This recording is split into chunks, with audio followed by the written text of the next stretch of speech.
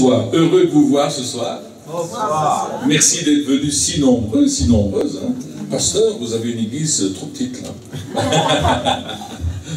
Elle doit absolument grandir. Amen. Amen. Alléluia. Vous savez, cette année-ci est une année particulière pour Christine et moi.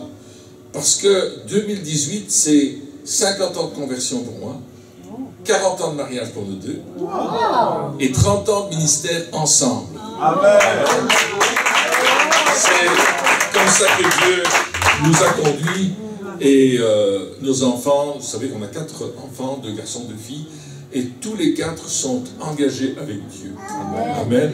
Et ça, pour nous, c'est la plus grande richesse. C'est la plus grande richesse.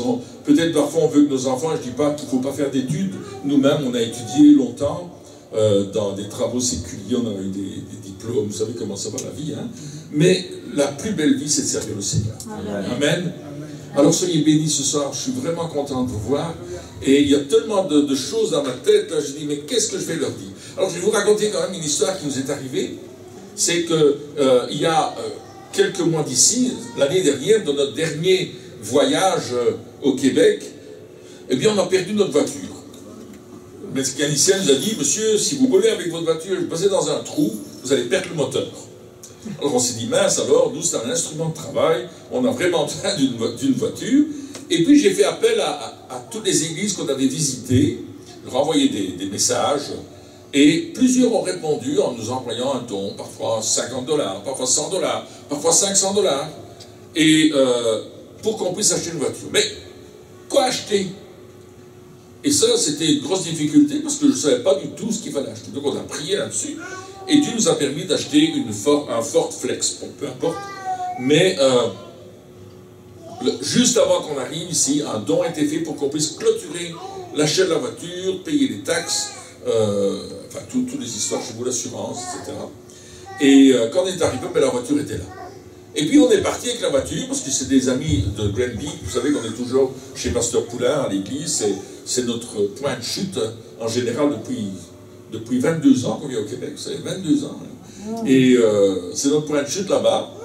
Et non seulement c'est notre point de chute, mais il y a des amis là-bas dans l'église qui nous ont aidés à trouver cette voiture. Et puis on a pris notre voiture, on est parti pour aller à Saint-Georges-de-Beauce pour prêcher, et sur la route, devinez quoi? On a manqué de perdre une roue. Les boulons n'avaient pas été serrés. Alors on était là, et puis nous on était dans la paix. Vraiment, il y avait de la paix dans notre cœur, on ne savait pas ce qui se passait. Ça faisait du bruit, c'était bizarre, et bon, on s'est arrêté. Mais qu'est-ce que c'est? On a regardé, on n'a rien trouvé. Et j'ai fait une prière. Je dis, Seigneur, on a besoin d'un garage. Vous savez, le Québec, c'est grand, on est au milieu de nulle part. Hein. Je dis, Seigneur, on a besoin d'un garage, il faut que tu nous donnes un garage. Et s'il n'y en a pas, invente-en un. Parce que je crois que Dieu peut faire des grandes choses. Il peut nous transporter là où on ne pense pas aller, hein, comme il l'a fait avec Philippe, il l'a transporté, n'est-ce pas, en esprit, et bien il peut nous transporter aussi. 200 mètres plus loin, devinez quoi? Un garage. Alors je suis rentré dans la cour du garage directement, et quand j'ai tourné la voiture, ça fait un drôle de bruit, ça craque. Je dis, oi, oi, oi. Qu'est-ce qui se passe à la voiture? Le diable nous attaquait. Mais nous, on était dans une paix royale. C'est comme si il n'y avait rien. Alors j'étais voir le mécanicien, et je lui ai dit, monsieur, j'ai un problème à la voiture, veuillez venir voir. Et puis bon, je passe les étapes, il est venu voir. Et puis il m'a dit, monsieur, il ne vous reste plus qu'un boulon à votre roue. Tous les autres sont cassés net. Je dis, mais mince alors, merci Seigneur pour les anges qui ont sûrement porté la voiture.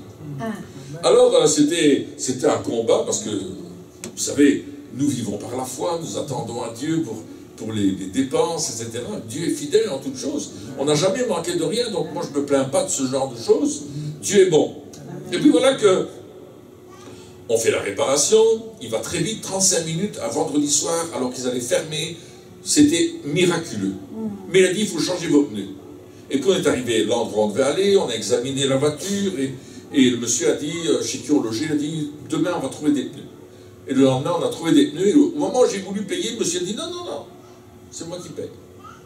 Je dis, non, non, je vais payer les pneus. Non, non, c'est un plaisir pour moi de bénir les serviteurs de Dieu. J'étais heureux, j'étais un peu embêté parce que ce n'était pas l'objectif. Et je me dis, mais c'est formidable. Gloire à Dieu.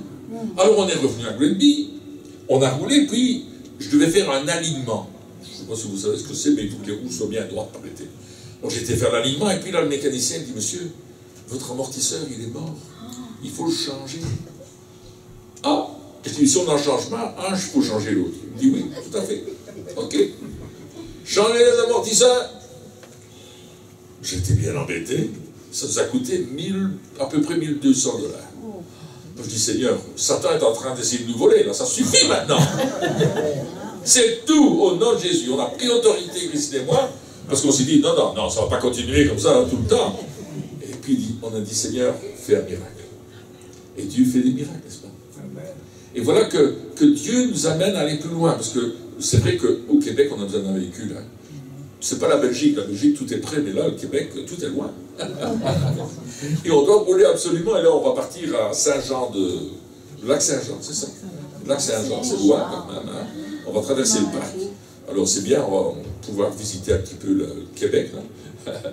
Voir les arbres de tous les côtés, là. Mais on croit que Dieu fait des grandes choses. Amen. Et on s'appuie sur lui. Et on s'appuie sur son amour. Et on s'appuie sur sa fidélité. Hein, vous savez, Dieu il envoie des gens comme ça, qui tout d'un coup nous aident, on ne sait pas trop. Il nous donne un chèque. Il dit, voilà, tu paieras ceci. Ça, c'est pour toi, pour faire ça. Et puis on se dit, mais Seigneur, c'est exactement la somme qu'on avait besoin. Et Dieu a une fidélité extraordinaire. Et on doit s'attendre à lui, parce que jamais vous ne manquerez de rien avec Jésus. Il est le Dieu fidèle en tout moment. Quand tu élèves ta voix vers lui, tu peux dire, car ta bonté vaut mieux que la vie. Tu dois célébrer, tes lèvres doivent célébrer sa louange. Tes mains doivent se lever pour louer son nom. Vous savez, quand vous levez les mains, vous êtes en train de dire, c'est seulement toi qui donnes la victoire. Lorsque Moïse, Aaron et Hur étaient sur la montagne, dans Exode chapitre 17, et qu'ils levaient les mains vers le ciel, Josué gagnait la bataille. Lorsqu'il les baissait, il perdait la bataille. Alors on doit tout le temps lever les mains vers le ciel. On doit tout le temps dire, Seigneur, c'est toi que je loue, c'est toi que j'adore, c'est toi que je célèbre, parce que tu es ma victoire. Parce qu'avec Dieu, nous ferons des exploits. Parce qu'avec Dieu, les choses vont changer autour de nous. Parce qu'avec Dieu, le royaume des ténèbres recule. Alléluia. Il n'a plus droit de citer là où nous sommes. Amen. Nous sommes des porteurs de lumière. Nous sommes de ceux et de celles qui changeons les circonstances autour de nous. Amen.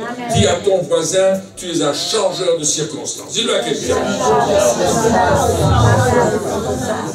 Alléluia. Dans le nom de Jésus, je proclame ce soir que vous allez changer les circonstances autour de vous. Vous allez transformer le Québec. Vous allez faire que le Québec va devenir un lieu d'adoration, de célébration de la gloire de Dieu. Un lieu où la puissance de Dieu va se manifester avec une telle force que l'ennemi va devoir reculer. Amen. Alléluia. Alors je prends mon texte qui se trouve dans Luc chapitre 19. Est-ce que tu veux venir? Il ne veut pas venir. Voilà. Alors ce soir, j'aimerais lire un texte dans Luc chapitre 18 pour commencer, au verset 31. Et c'est un texte qui m'a interpellé. C'est Jésus qui prend ses disciples avec lui et il leur dit, voici, nous montons à Jérusalem et tout ce qui était écrit par les prophètes au sujet du Fils de l'homme s'accomplira. Car il sera livré aux païens, on se moquera de lui, on l'outragera, on crachera sur lui et après l'avoir battu de verge, on le fera mourir. Et le troisième jour, il ressuscitera. Mais ils ne comprirent rien de cela. C'était pour eux un langage caché, des paroles dont ils ne saisissaient pas le sens. Père, nous te prions pour ta parole ce soir. Ta parole est la vérité. Sanctifie-nous par ta vérité. Et ouvre les yeux de notre cœur pour que nous saisissions le sens de ce que tu veux nous dire ce soir. De ce que tu veux apporter à chacun d'entre nous, en particulier dans l'intimité de notre cœur, dans la profondeur de notre foi. Et je prie ce soir que notre foi augmente et que nous puissions voir ta gloire se manifester dans notre vie et à travers notre vie. Au nom de Jésus. Amen. Amen. Alors, Jésus est en train de monter vers Jérusalem. Et là, directement, il dit à ses disciples qu'il va souffrir, qu'il va être battu, qu'il va être martyrisé, qu'on va le tuer, mais qu'il ne restera pas dans le tombeau, qu'il va ressusciter. Et pour eux, ils ne comprennent rien de ce que Jésus dit. Ils n'ont pas compris, ils n'ont pas saisi, ils n'ont pas vu l'ampleur de la révélation prophétique. Parce que Jésus est en train de dire tout ce qui a été dit par les prophètes va se réaliser. Alléluia. Il y a un homme qui a fait des statistiques. Il a pris les prophéties bibliques concernant Jésus. Il en a pris seulement quelques-unes que Jésus n'aurait pas pu réaliser lui-même. Et il a calculé la probabilité qu'elles se réalisent. Et là, il faudra que le docteur Christine me donne un coup de main. Parce que, par exemple, la prophétie où Jésus est à la croix et que les gens tirent sa robe au sort en jouant au dé, parole prophétique du psaume 22, Jésus n'aurait pas pu réaliser ça. La probabilité qu'il le réalise, c'est 1 exposé en 50-0, je pense. Non, que toutes les prophéties... Oui, que 8 prophéties se réalisent. Que 8 prophéties se réalisent, c'est 1 exposé en 50. C'était incroyable. Ou 10 exposés en 50, je ne sais plus. C'était inimaginable que ça se réalise. C'est Dieu qui réalise sa parole. Amen. Et Jésus est en train de parler de son sacrifice. Il est en train de montrer la croix. La croix se profile déjà à l'horizon. La croix est déjà là. Et Jésus est en train de la proclamer. Mes amis, s'il n'y a pas de prédication de la croix, il manque quelque chose. On ne se prêche pas soi-même. On prêche la croix du Christ. On prêche la croix de celui qui va donner sa vie pour nous. Il y a cet endroit où le sang de Jésus a coulé. Et c'est important. Parce qu'il est dit dans l'Apocalypse qu'ils l'ont vaincu à cause du sang de l'agneau et de la parole de leur témoignage. Alléluia. Vaincre l'ennemi, c'est de proclamer le sang de l'agneau. Et de témoigner que nous lui appartenons. Amen. Gloire à Dieu. Et voilà que il y a cet endroit, le premier endroit, c'est lorsque Jésus est à Gethsémane. Lorsqu'il est en train de prier dans ce jardin. Et qu'il dit, non pas ma volonté, mais ta volonté. Lorsque nous étions dans le jardin d'Éden, nos ancêtres, ils ont dit, non plus la volonté de Dieu, mais notre volonté. Nous d'abord, Dieu ensuite. Et Jésus est en train de rétablir l'ordre du royaume. Dieu d'abord, et nous ensuite. Dites avec moi, Dieu d'abord, et nous ensuite. Encore une fois, Dieu d'abord, et nous ensuite. Il rétablit quelque chose qui a été abîmé. Aujourd'hui, dans notre intimité, nous mettons Jésus à la première place. Quelqu'un a dit tout à l'heure que si on cherchait premièrement le royaume et la justice de Dieu, toutes choses nous seront données par-dessus. Alléluia. C'est une réalité, mes amis. C'est une vérité. Amen. Si tu mets Dieu en premier dans tout, quel amour il va avoir pour toi. Amen. Combien il va te donner ce dont tu as besoin. C'est un Dieu de miracles. Amen. Amen. Nous servons le Dieu de miracles. Amen. Gloire à Dieu. Alors, là, il va lutter, tellement il va lutter avec cette volonté charnelle que l'homme, qui la pression, le diable essaie de dire non, ne fais pas ce que Dieu te demande. Fais plutôt ce que tu as l'envie. Dieu te pardonnera plus tard. Tu peux faire ce que tu veux. Mais c'est faux. Jésus, le sang de Jésus va passer par les pores de son front et vont tomber sur le sol. Et lorsque la goutte de sang, la première goutte de sang va toucher le sol de la terre, il y a comme une onde de purification qui va toucher la terre. Amen. Jésus est en train de racheter cette terre. Amen. Il est en train de nous racheter. Il va payer le prix par son sang. Le deuxième endroit où le sang va couler, c'est lorsqu'on va lui mettre cette couronne sur la tête. On va lui enfoncer une couronne dans la tête. Et là aussi, le sang va couler de son front. Mais non parce que c'est une question de volonté ou de sueur, mais c'est parce que Jésus est en train d'enlever la malédiction. Parce que lorsque l'homme a péché contre Dieu, la malédiction est entrée dans le monde. Et a touché tous les hommes et toute la création. C'est pour ça que la Bible dit que la création attend la proclamation des fils de Dieu. Et ce sang a coulé là parce que Jésus nous rachetait de la malédiction. Alléluia. Tu n'es plus obligé de vivre dans la malédiction. Tu n'es plus obligé de vivre sous une pression diabolique. Tu n'es plus obligé d'être contrôlé par le diable. Jésus l'a vaincu à la croix. Amen. Jésus a vaincu par son sang. Amen. Alléluia. L'endroit suivant, c'est lorsqu'on va le fouetter. Lorsqu'on va frapper son dos avec ce fouet, on va arracher sa peau, il va être blessé jusqu'au plus profond de son être. Et la Bible dit que par cette meurtrissure, nous sommes guéris. Et le mot guéri est aussi bien utilisé pour être sauvé que pour être guéri physiquement, et moralement, et spirituellement. Jésus nous rachète par son sang. L'endroit suivant où le sang va couler encore, c'est lorsqu'on va clouer ses mains. Et lorsqu'on cloue les mains de Jésus, la Bible dit que nos noms sont gravés dans ses mains. Lorsque ce clou perce sa paume de main, Jésus a écrit ton nom. Il a gravé avec son sang.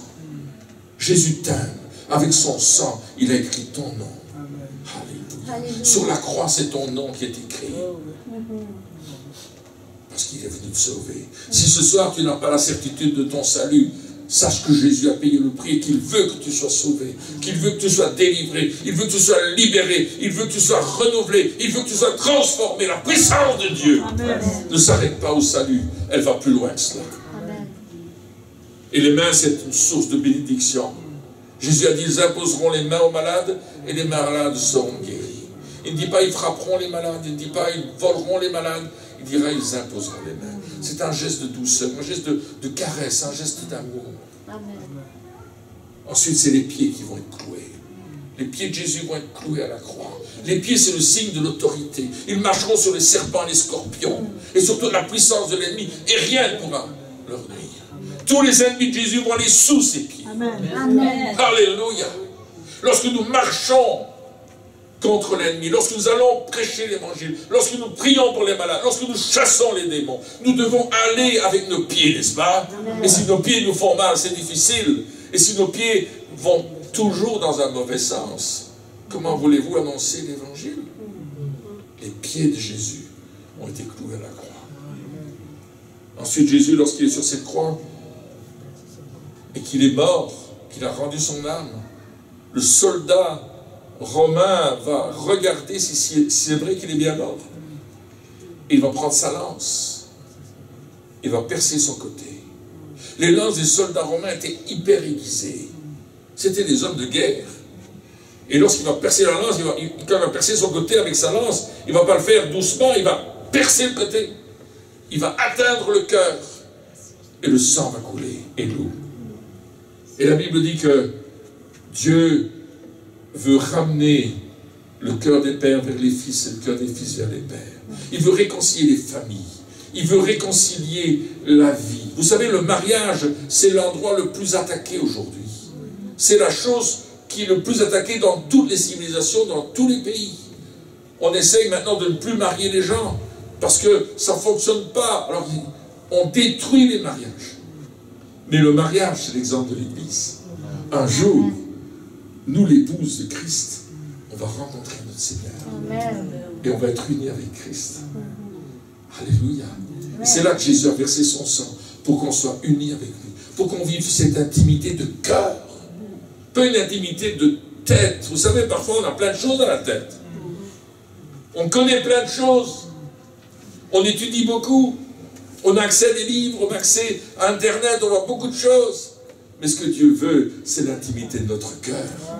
Il veut que nous restions dans sa présence. Il veut que nous restions dans sa présence pour l'adorer. Il veut que nous soyons là pour simplement le laisser nous toucher, le laisser nous imprégner de l'odeur du royaume, de la présence de sa gloire, dans sa présence. Wow. La croix. La croix qui nous sauve. La croix qui nous libère. La croix qui est le symbole extraordinaire de la vie que Dieu donne à chacun d'entre nous. Qu'as-tu fait de cette croix? Est-elle dans ta vie? Est-ce que tu as laissé Jésus toucher chaque domaine que j'ai cité ce soir? Dans ta vie, ta volonté, où en est-elle? Est-ce que tu fais tout le temps comme bon te semble? Ou est-ce que tu t'arrêtes en disant, Seigneur, j'ai des projets, mais c'est toi qui les accomplis. Seigneur, j'ai des idées, mais c'est ton idée qui prime. Je veux me soumettre à ta volonté. Bon, trop souvent, on n'est pas là. Et on a dû apprendre précisément à dire, Seigneur, on te fait confiance. Tu nous demandes de faire quelque chose, on te fait confiance. c'est toi qui vas agir. Et des projets, on en a des caisses pleines. Hein. Ma femme vous dira, moi je me lève chaque matin, j'ai un projet nouveau. Mais je me mets devant Dieu. Et parfois Dieu dit, pas maintenant, plus tard. Et parfois c'est bien plus tard que le projet se réalise. Parce que ce n'était pas le temps de Dieu.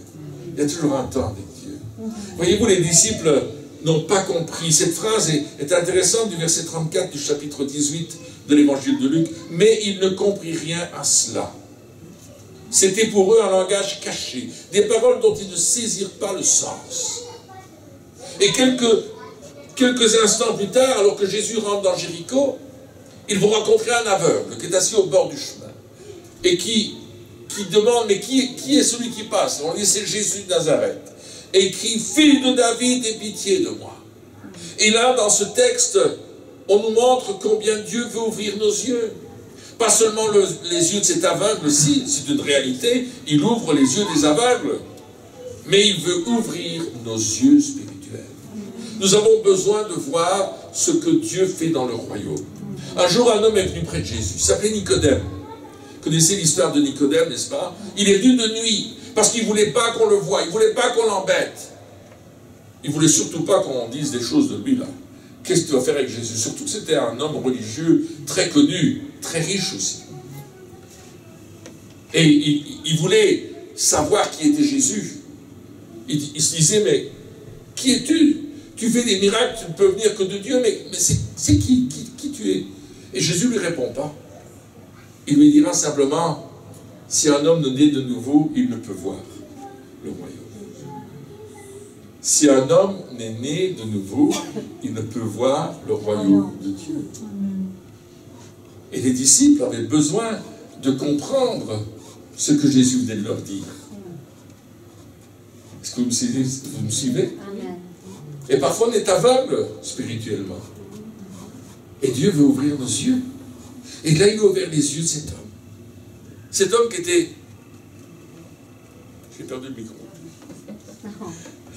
C'est pas grave pour moi, mais... Ok. Vous avez coupé la table. Ok. Cet homme qui était aveugle... Ouh, c'est revenu tout d'un coup. A reçu la vue. C'est extraordinaire, ça. Tout à l'heure, on était dans une galerie, là... je ne sais plus comment s'appelait cette galerie-là. Et on se promenait parce qu'on voulait voir des choses. Puis il y a un monsieur qui est venu. Je vous connais. Vous êtes Pierre et Christine. Ok, enchanté. Qui êtes-vous? Je vous ai vu sur la télévision. Je vous ai vu sur Enseignement TV. Et je vous suis. C'est extraordinaire de vous rencontrer ici. Et vous savez, je suis né de nouveau. À cause de la télévision. Amen. Alléluia. J'ai rencontré Jésus. Jean-François s'appelle, c'est ça? J'ai rencontré Jésus à cause de la télévision. Et je vous connais, je vous connais. Je dis, oh, yeah. Fais attention comment tu te comportes. Hein. Les gens te connaissent, là. Il dit, waouh. Il dit, je suis né de nouveau. Je suis né d'en haut, il dit. Il voulait nous expliquer qu'il était né de nouveau, il était tellement content. Il dit, maintenant, je me suis joint à cette église-là. Il parlait d'une église qui était là-bas quelque part. Et il était tellement content. Il était tellement content de nous rencontrer. Il était né de nouveau. Il dit, mes yeux sont ouverts. Je veux comprendre le Seigneur maintenant. Je veux le suivre. C'est lui que je veux suivre. Il dit, je veux vivre plus intimement avec lui. Il nous parlait comme ça. Je veux vivre plus intimement avec lui. Je veux mieux le connaître. Je ne veux pas que ce soit ma chair qui domine. Et Dieu me parle de faire ceci, de faire cela. Je veux suivre Jésus. Waouh! J'étais tellement touché par cet homme. Voyez-vous cet aveugle ici, probablement Bartimée qui était au bord du chemin, ben cet aveugle-là, il voulait voir Jésus. Et il voulait voir l'œuvre de Christ dans sa vie. Vous portez Christ sur vous. Amen. Vous êtes des porteurs de Christ, des ambassadeurs pour Christ, dira l'apôtre Paul dans la lettre aux Corinthiens, 2 Corinthiens 5, 17. Nous sommes des ambassadeurs de Christ.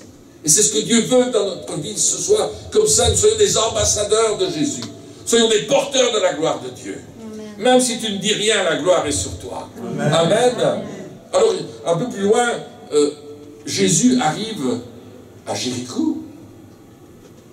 Et là, la Bible nous dit au chapitre 19, Jésus est entré dans Jéricho, traversait la ville. Et voici un homme riche, appelé Zachée, chef des publicains, cherchait à voir qui était Jésus. Mais il ne pouvait y parvenir à cause de la foule, car il était de petite taille. Il courut en avant et monta sur un sycomore pour le voir, parce qu'il devait passer par là. Rien que cette phrase est intéressante. Jésus devait passer par là. Jésus ne passe jamais quelque part par hasard. Il passe toujours là où il devait aller. Amen. Amen. La même chose avec la Samaritaine dans Jean chapitre 4. Il devait passer par la Samarie. Quand Jésus va quelque part, il vous amène quelque chose. Et là, nous avons cet homme qui s'appelle Zachée. C'est un publicain, c'est un contrôleur d'impôts, c'est un gars qui met beaucoup d'argent dans sa poche et qui prend l'argent des autres pour s'enrichir. Il le fait pour les soldats romains qui sont l'occupant, mais il le fait aussi pour lui-même. Il en prend toujours un peu plus. On ne sait jamais. C'est ce qu'il pense. Et puis là, il est avec toute cette somme d'argent, mais il sait dans son cœur qu'il y a quelque chose qui ne va pas. Il veut voir Jésus. Et la foule se met le long du chemin. Quand Jésus arrivait, la Bible nous dit que les gens venaient et qu'on mettait des civières par terre pour que quand Jésus passait, il touchât au moins son vêtement pour qu'il soit guéri. Partout où Jésus va passer, il y a la gloire de Dieu qui se manifeste. Amen. Amen. Amen. Alléluia, vous êtes là? Amen.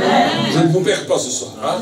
Et Jésus est en train de passer, alors les gens sont là, ils veulent être touchés, ils veulent être touchés par Jésus. Zachée, lui, il veut voir Jésus. Et il monte dans un arbre. Parce que personne ne veut le laisser passer.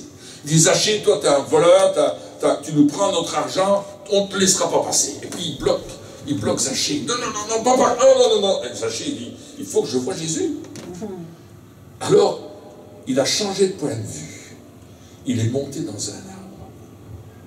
Souvent, on doit changer notre point de vue. Parfois, on ne voit pas bien les choses. On regarde comme tout le monde regarde. Et puis, il y a tellement de gens devant nous qu'on ne voit pas. Et je parle spirituellement. On voit les choses habituelles, des choses qu'on a toujours vues. On a vécu comme ça. Ça a toujours été comme ça dans notre vie. Est-ce que ça vous arrive? On a toujours fait comme ça. Un jour, je vais vous raconter l'habitude, ce que ça provoque. Un jour, il y a un jeune couple qui vient de se marier. Ils ont fait leur lune de miel et puis arrive le moment où la mariée doit faire à manger à son mari. Et il décide de faire un gros roast beef.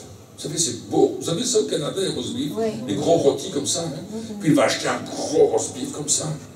Et puis elle prend son plat, elle met le beurre, etc. Et puis elle coupe une tranche devant, elle coupe une tranche derrière, et elle met les tranches au-dessus, et puis elle le met au four. Et son mari lui dit, mais pourquoi tu fais ça? Il dit, parce que ma mère fait ça. Ok. Il mange le roast beef, bien sûr, mais puis ils vont voir la belle-mère. Il dit à la belle-mère, mais écoute, ta fille, quand elle cuit un roast beef, elle coupe une tranche devant, une tranche derrière, et elle le met au-dessus. On dirait que c'est une tradition chez vous. Elle dit, moi aussi je fais la même chose. Et pourquoi tu fais ça, belle-mère? Il dit, parce que ma mère fait ça. Alors ils vont voir la grand-mère, et ils arrivent chez la grand-mère, et la grand-mère, elle dit, mais grand-mère, quand tu cuis un roast beef, tu coupes une tranche devant, une tranche derrière, tu les mets au-dessus. Mais pourquoi tu fais ça? C'est quoi la tradition? Elle dit, c'est mon plat, il est trop petit. Parfois, on a des traditions, n'est-ce pas? On voit tout le temps les choses de la même façon. On a toujours fait comme ça.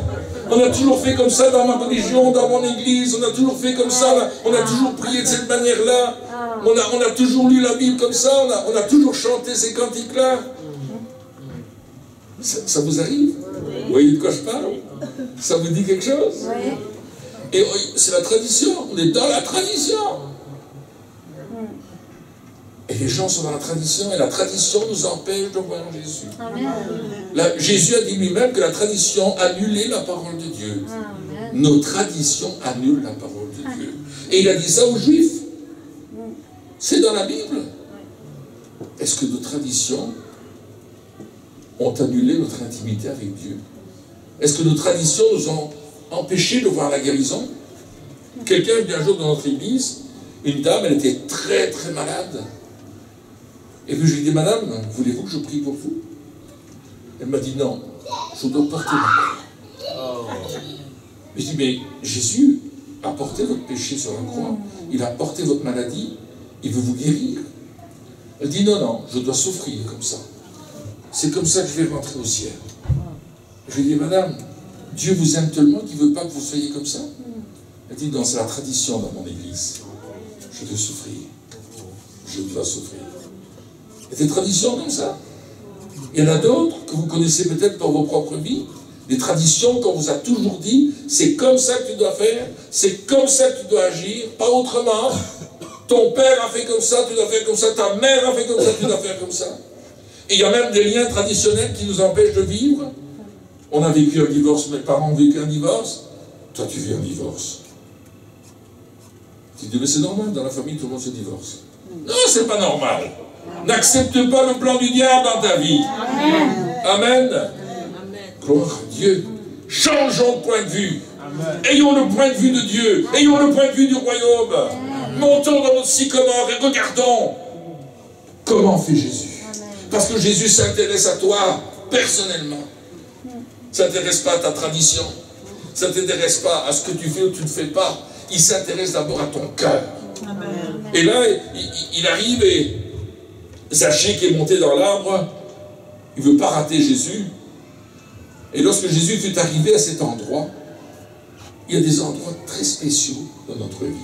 Vous avez remarqué? Jésus arrive à un endroit dans notre vie, et là, c'est comme une croisée de chemin. Jésus est là, et il nous parle. Il nous parle à travers une prédication, il nous parle à travers une prophétie, il nous parle à travers la Bible, il nous parle d'une façon ou d'une autre dans un rêve, et il nous dit, c'est maintenant le changement. Oui, est-ce que vous êtes d'accord? Le changement pour toi, c'est maintenant. Aujourd'hui, c'est un jour de changement dans ta vie. Amen. Jésus leva les yeux et lui dit, Zachée, hâte-toi de descendre, car il faut que je demeure aujourd'hui dans ta maison. Waouh! Non seulement Jésus interpelle Zachée, qu'il connaît, parce qu'il connaît chacun d'entre nous, il dit, ne reste pas sur ton arbre, descends, viens me rendre compte, viens près de moi. Jésus nous dit à nous, à chacun d'entre nous ce soir, ne reste pas sur ton idée, ne reste pas sur ta tradition, ne reste pas sur ta maladie et ta douleur, ne reste pas sur ta position, descends ton arbre et viens me voir. Viens me rencontrer, viens me toucher, viens me rencontrer, car je veux demeurer aujourd'hui dans ta maison. Amen. Et s'il y a quelque chose d'intime, c'est notre maison, n'est-ce pas? Amen. Moi, je ne laisse pas rentrer n'importe qui dans ma maison. Tu dois être invité pour venir chez moi. Tu ne viens pas dire, je vais rentrer, là, je viens chez toi, pasteur, allez, je mange, je m'assois dans le divan, et puis... Non, non, non. Tu dois être invité, là. Moi, je protège ma famille. Comprenez? On peut se voir à l'église tout le temps, on est là du matin au soir. Donc les gens peuvent venir nous voir quand ils veulent. Mais la maison, c'est l'intimité. L'intimité de ton cœur, l'intimité de ta vie. Et Jésus dit, je veux demeurer dans ta maison. Dans l'Apocalypse, il est écrit que Jésus frappe à la porte d'une église, probablement celle d'Éphèse, et qu'il lui dit, si quelqu'un entend ma voix et qu'il ouvre la porte, j'entrerai chez lui. Il parle à une église. Jésus est dehors. Oh. Il doit faire froid dans cette église. Hein. Jésus dehors. Il dit, si tu m'ouvres la porte, je vais rentrer. Je vais souper avec toi et toi avec moi. Ce qui est extraordinaire dans ce texte, il y a deux choses. D'abord, on doit ouvrir la porte pour l'inviter à entrer. Et deuxièmement, la meilleure, c'est qu'il apporte le souper. Il apporte les gaufres, le café, le roast beef peut-être, je ne sais pas, mais il veut nous donner le meilleur. Amen. Alors il va rentrer chez Zachée et il va demeurer dans sa maison. Et puis tu as les hommes religieux qui pensent autour de vous et qui sont là, et voyant cela, tous murmuraient et disaient, il est allé loger chez un homme pécheur. Mais Zachée, se tenant devant le Seigneur, lui dit, Zachée va changer son comportement. La repentance, c'est un changement de comportement. Total. Hier, il y avait une dame qui s'est avancée à l'appel là où nous étions. J'avais parlé de l'importance du pardon pour être guéri. Elle a dit, l'année passée, quelqu'un m'a dit qu'il fallait que je pardonne. Aujourd'hui, je choisis de pardonner. Et elle a fait une prière en disant, je pardonne toutes les personnes qui m'ont fait du mal quand j'étais petite fille, quand j'étais ceci et cela. Elle a commencé à pardonner les personnes. Et au moment où elle l'a pardonné, Dieu a commencé à visiter cette femme. Amen. Elle vacillait sur la présence du Saint-Esprit. Dieu est en train de la toucher dans sa santé physique. Et Zachée dit, voici Seigneur, je donne aux pauvres la moitié de mes biens, et si j'ai fait tort de quelque chose à quelqu'un, je lui rends le quadruple. Il y a une action dans la repentance. Amen. Il ne fait pas ça pour être sauvé, il fait cette action parce qu'il est sauvé. Amen. Vous comprenez la différence? Souvent les gens ils pensent que s'ils font des bonnes choses, ils vont aller au ciel. Ça c'est faux, c'est un faux raisonnement, c'est un faux enseignement. Tu vas aller au ciel parce que Jésus t'a sauvé. Son sang a coulé pour toi. Par contre, parce que tu es sauvé, tu ne fais plus la même chose qu'avant. Tu fais d'autres choses. Tu as un autre comportement, tu as une autre attitude, tu as une autre manière de faire les choses. C'est ce que Dieu veut faire. Amen. Est-ce que ce n'est pas extraordinaire? Amen. Jésus veut te sauver, il veut te transformer. Il veut faire de toi une nouvelle créature. Mais parce que tu es devenu une nouvelle créature, tu vas changer de comportement. Un jour, il y a un jeune qui est venu, on avait un café chrétien, et on avait toute une équipe d'une trentaine de jeunes qui s'étaient convertis sous notre ministère, et on travaillait avec notre église locale, et le samedi, on allait évangéliser dans la rue. Et on évangélisait un groupe de jeunes qui n'étaient pas très fréquentables. Mais on leur parlait de Jésus.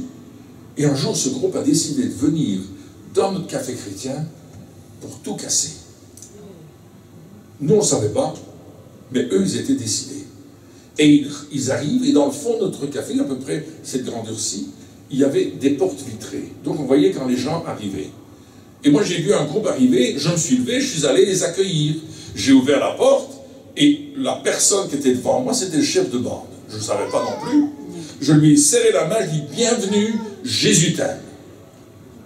Et là, il a tellement été touché par le fait que je lui dise que quelqu'un l'aimait, qu'il s'est assis avec moi à la table, au lieu de casser du bois, il a donné sa vie à Jésus. Il a dit, depuis que ma mère est morte, personne ne m'a dit qu'il m'aimait. C'est la première fois que quelqu'un me le dit. Je veux entendre votre message. Ils n'ont rien cassé du tout, cette bande. Ils se sont assis, ils ont bu leur café tranquille, ils ont écouté. Ce chef de bande s'est converti, il a donné sa vie à Jésus-Christ. Non seulement il a donné sa vie à Jésus-Christ, il a rendu les outils qu'il volait, parce qu'avec cette bande-là, ils allaient voler des outils dans des magasins spécialisés pour l'automobile. Il a rendu les outils. Il devait aller au tribunal parce qu'il avait été arrêté dans d'autres affaires et il devait aller en prison. Et là, il a témoigné que Jésus l'avait rencontré, que sa vie avait changé. Il a offert des Bibles aux juges, à tous les gens qui étaient là dans le prétoire, dans le tribunal. Il a commencé à leur parler de sa changement de vie. Ils ne l'ont pas condamné, ils l'ont laissé sortir. Il dit, c'est bon. Et le juge nous a appelés, le juge de la jeunesse nous a appelés en disant, écoutez, je vois que vous faites du bon travail, on vous envoie les cas difficiles. Je dis, merci beaucoup. Mais voyez-vous, quand Jésus transforme une vie, ils ont vu cet homme changer. Et cet homme a fait une école biblique et il est parti comme missionnaire dans une tribu au Niger, si je ne me trompe pas, oui c'est le Niger. Il est allé travailler là-bas au Niger pendant plusieurs années. Vous voyez comment Jésus prend la vie de quelqu'un. Mais il a changé de comportement. Et parce qu'il a changé de comportement, la première chose qu'il voulait faire, c'est servir Jésus. Lui donner toute sa vie. Lui offrir sa vie. Et c'est ce qu'il a fait. Zachée a changé de comportement. Et il a dit, je vais rembourser. Je vais donner la moitié de mes biens aux pauvres. L'argent n'était plus son Dieu. Vous voyez, il avait changé de Dieu. L'argent était son Dieu. Il a dit, maintenant, moi, c'est plus mon Dieu. La moitié de mes biens aux pauvres. Et si j'ai fait du mal à quelqu'un, je lui rends 4 fois ce que je lui ai pris. Il avait des livres de compte, le Zachée. Et il a décidé de dire, c'est plus mon Dieu. Je suis prêt maintenant à te servir.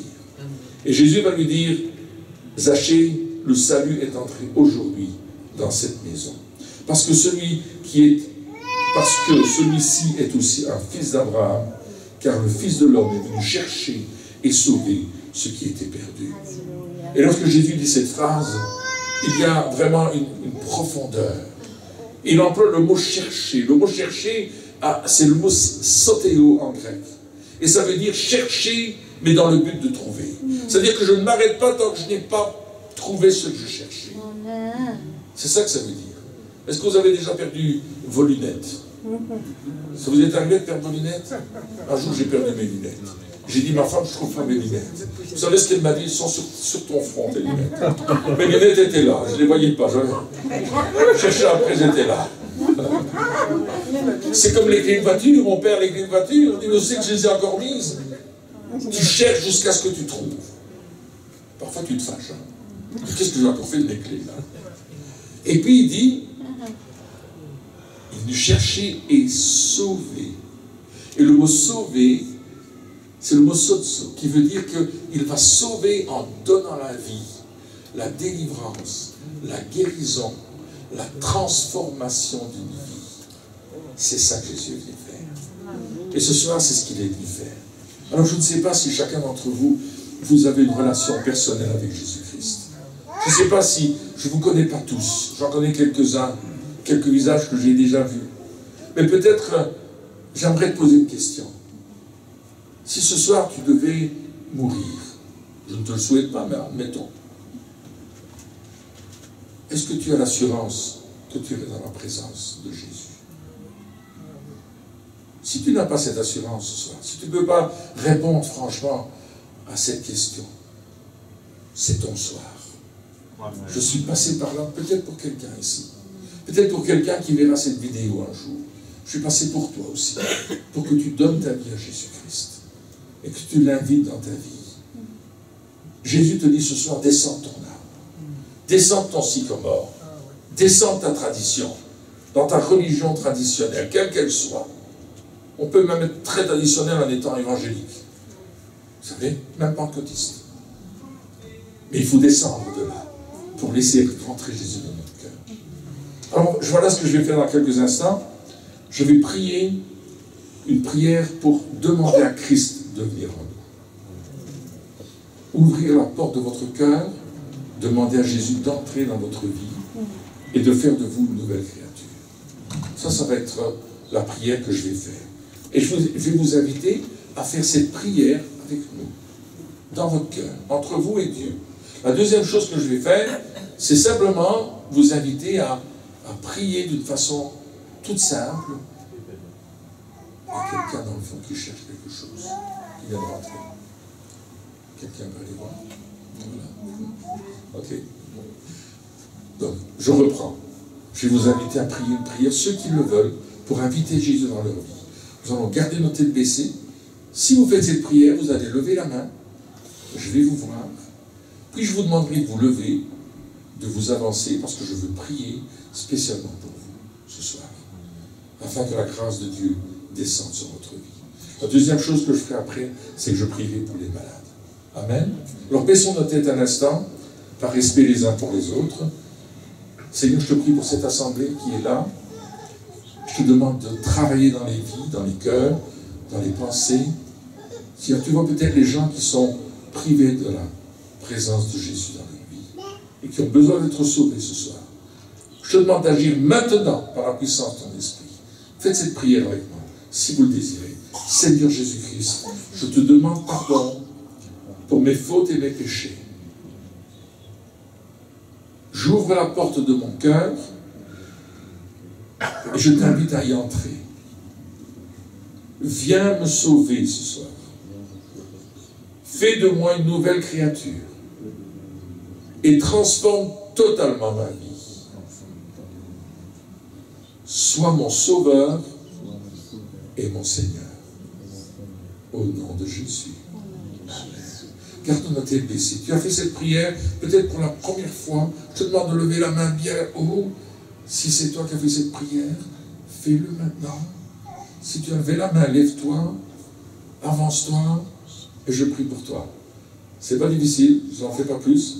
Si tu as levé la main pour accepter Jésus, tu te lèves à ta place, tu viens, et j'aurai le plaisir, le privilège